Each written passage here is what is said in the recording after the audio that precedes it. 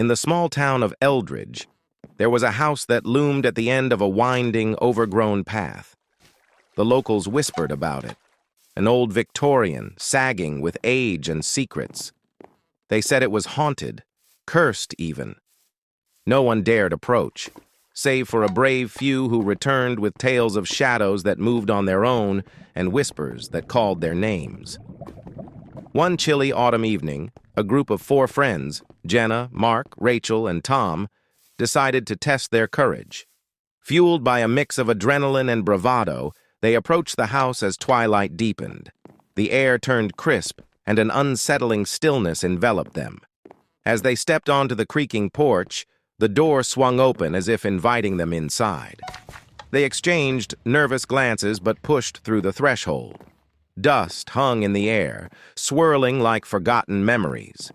The interior was a maze of cobwebs and dimly lit rooms, filled with the scent of mildew and something more acrid. "Let's split up and explore," Mark suggested, trying to sound confident.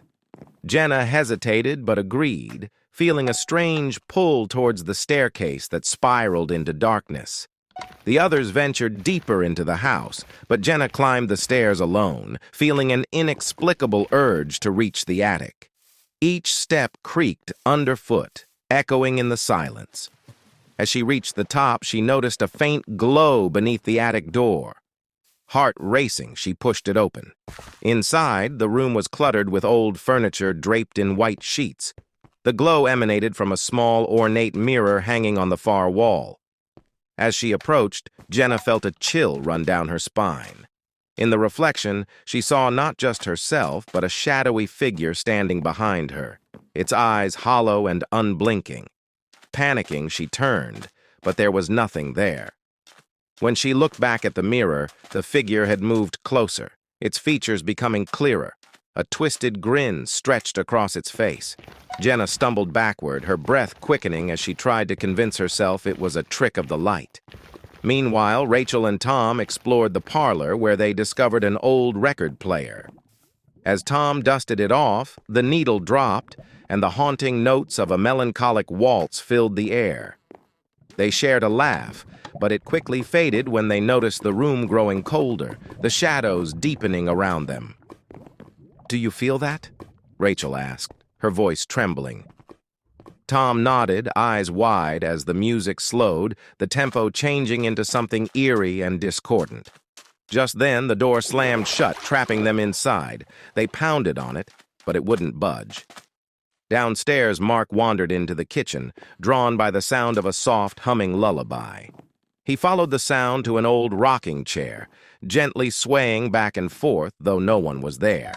Suddenly, the humming stopped, and he felt a breath on the back of his neck. He spun around, but again he was alone.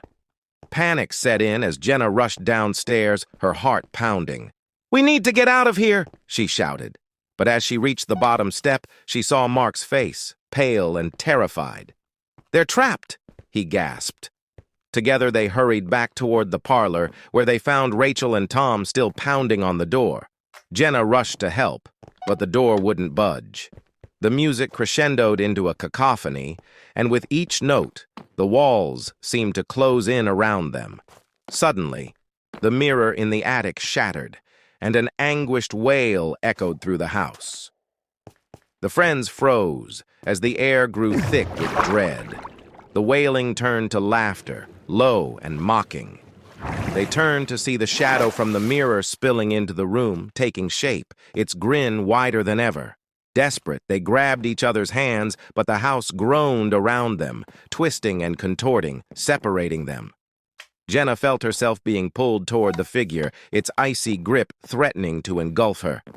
"No!" she screamed, her voice barely breaking through the chaos. With a surge of courage, Mark broke free from the shadow's grasp, lunging forward to grab Jenna. The moment their hands touched, a blinding light filled the room, and the laughter turned to screams. The walls trembled, and the house began to shake. In a blinding flash, they were thrown outside, landing in a heap on the ground. They scrambled to their feet, gasping for breath as they turned to look at the house.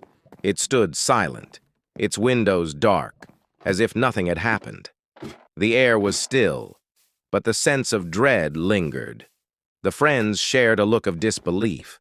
They had escaped, but the house still loomed ominously behind them.